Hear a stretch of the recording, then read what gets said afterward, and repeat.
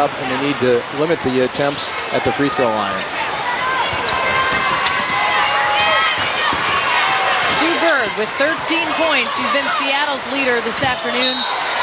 Missed a rare bad miss from Sue Bird. Claiming she got fouled. She's such a good shooter that you'd have to believe that she doesn't shoot an air ball unless there was some contact. Here's Augustus, who still does not have a field goal. Simona's 0 for 5. Swing it. Open shot. Good ball movement. Just missed it. Good shot, though. An open look from Lindsey Harding. Tanisha Wright tries to beat the defense down and does. Wright has 4 points this afternoon. Coach Jen's not happy about that, Marnie. It's a couple times driven right down the lane without somebody coming in and taking a charge, or at least making them make a pass. Seattle has built a 10-point lead here in the second quarter. We have 1:40 to go before halftime. These teams met up on July 5th, and Seattle won by 25 points. It was the worst loss the Lynx had all season. We're trying to avenge that. Look how tight this Western Conference is and how important every game is. The bottom team is only 4.5 out of first. It's kind of crazy. Anything can happen, a little bit like we saw with the men in the NBA this year. The Western Conference in both leagues are deep. Teams are all in it still. It's exciting for the Lynx fans.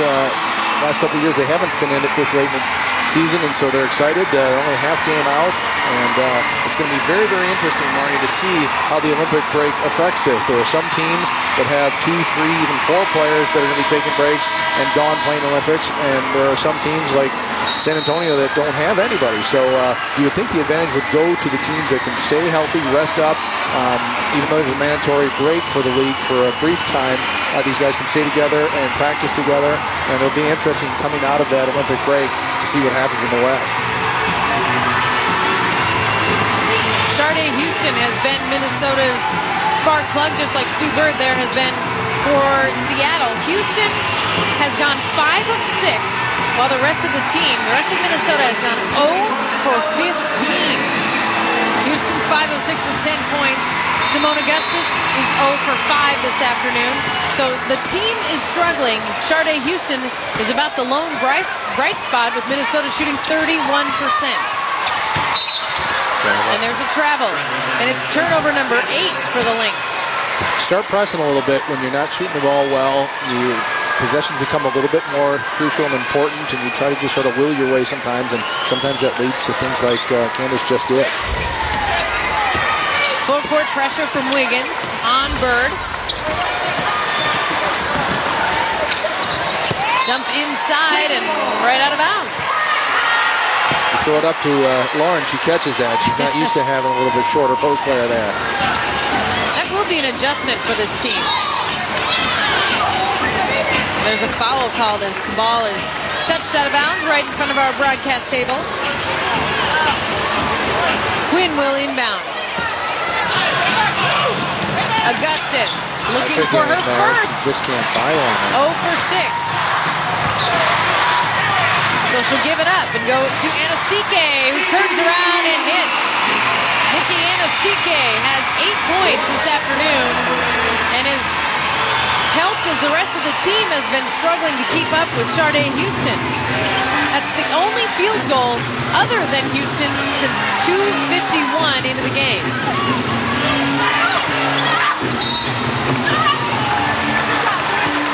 Athletic play, swings an athlete. You can hang in the air a little bit, draw contact, wait for the defenders to fall down, either get a foul or get a shot off. For the traditional pick and roll play, nice. And you've got an athlete like Swin again who can hang and double clutch a little bit and get the ball up on the glass. Cash is back at the line where she is a perfect 6 for 6 this afternoon. Seattle as a team is 10 for 11. And there's her first miss. Jinxed her, of course. Join us for the second annual U.S. Bank Lynx Go Pink fundraiser this Saturday afternoon at Target Center. Tickets start at just $25 and all proceeds benefit breast cancer research and support services in Minnesota. Visit lynxbasketball.com for more information. Cash makes the second. She's 7 of 8. She has 9 points. Little has 9 points and Bird has 13. Wiggins drives. She had it stripped. She's asking for the foul and doesn't get it, and so it'll be Seattle basketball. Here's Wiggins driving strong to the hoop. Pretty good reach, pretty good no call, I think. Bird, quickly, she moves and darts in and out of traffic so quickly, but ended up turning it over. But and the numbers Seattle, here, number 12. She's got to keep shooting it. Even if she's missing it, she's a scorer, and they have to have points from her to win this game. Augustus is 0 for 7. She made 11 straight on Saturday at San Antonio, but it's all evening out now. Bird with 4 seconds to go before halftime. The shot went up from Cash. Quinn rebounds, and she'll just hang on to it. We'll hit the halftime break with both teams struggling from the floor. Minnesota's shooting 31%. Seattle's got it up to 40. And the Storm takes a 39-30 halftime lead. More from Target Center when we continue after this. The Lynx trail Seattle by 9. Let's check in over with Natalie. She's with assistant coach Jennifer Gillum. Thanks, Marnie. Coach, around the 6-minute mark in the second quarter, we had an 8-2 run, the Minnesota Lynx, and then it kind of closed the gap. Seattle came back. What did you talk about during the half to close that gap? I mean, we have to play with a sense of urgency. There's no way we can play for only 2 minutes the first quarter and only maybe 3 or 4 minutes the second quarter. We have to play 40 minutes of basketball if we want to make the playoffs, and we just have to play with a sense of urgency. Now, last game, Simone Augustus had 30 points. So far, first half, she's only had 2 points. How's she feeling, and what do you think she's going to do in the second half here? I think Simone is a competitor. I think she'll come out this second half wanting to win this game, and I think she'll put this team on her back and really attack the basket. Right now, her jumpers are not falling. You know, we just try to tell her to take it to the basket until they start falling. Hopefully, the second half it will. Good luck, Coach. Thank you. Marnie, hopefully we'll see them come back this second half. Okay, Natalie, thank you very much. Sue Bird is the leading scorer this afternoon. She leads all scorers with 13 points.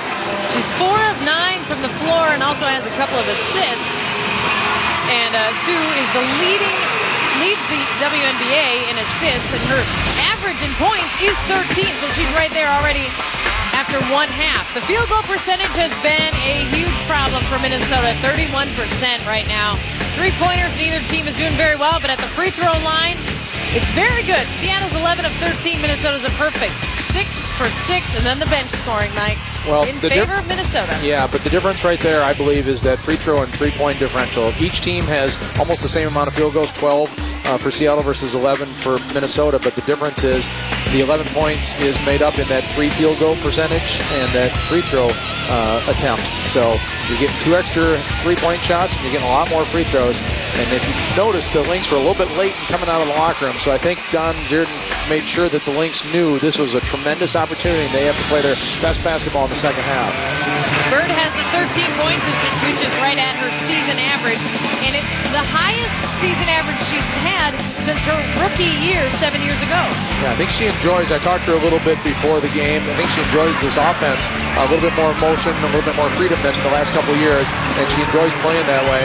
And as you mentioned, if she's open on the floor without a hand in the face, she will make that shot more often than not. So you got to locate her in the second half. No more three-pointers that are wide open.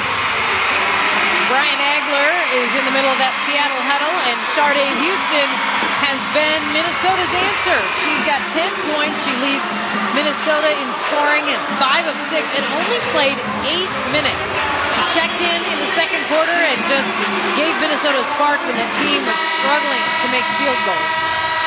Did a tremendous job. I don't think that you could ask really anything more of her. She held this game in check when Simone and Candace were having absolutely subpar games. Neither Simone or Candace has a field goal, and that's unusual to say the least. So Sharday Houston has been the person that has kept the Lynx alive, and now it's time maybe to hand it over and hand that baton off to Sharday, or rather to Simone and Candace, and let them come back in the second half.